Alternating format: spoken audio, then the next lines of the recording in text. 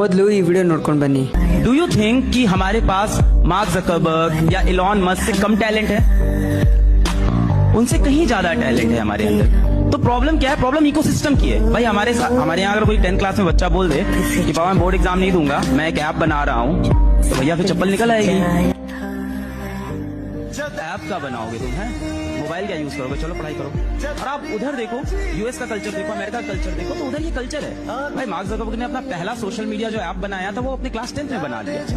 तो वो इन्वायरमेंट यहाँ प्रेजेंट नहीं है. यहाँ के बच्चों में कोई कमी नहीं है, बिल्कुल भी नहीं है.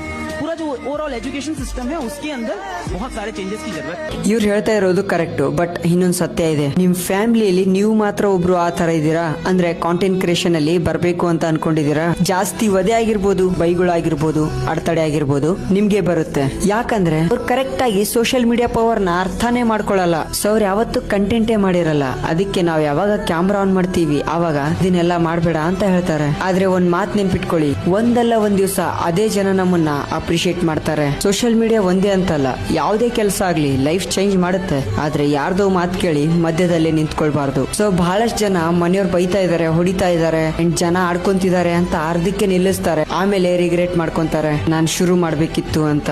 ಸಮಯ ಎಲ್ಲಾನು ಬದಲಾಯಿಸುತ್ತೆ, ಜಸ್ಟ್ ನಾವ್ ಕೆಲಸ ಮಾಡ್ತಾ ಇರ್ಬೇಕು. ಬೈಯೋರ್ ಬೈಕೊಳ್ಳಿ, ಆಡ್ಕೊಳ್ಳೋರ್ ಆಡ್ಕೊಳ್ಳಿ, ನಮ್ ಕೆಲಸ ಏನಿದೆ ನಾವ್ ಮಾಡೋಣ. ನಮ್ ಸಕ್ಸಸ್ ನ ಮೂಲಕನೇ ಎಲ್ರು ಬಾಯ್ನ ಮುಚ್ಚಿಸ್ಬೇಕು. ಯೋಚನೆ ಮಾಡಿ ಮತ್ತೆ ಶುರು ಮಾಡಿ. All the best.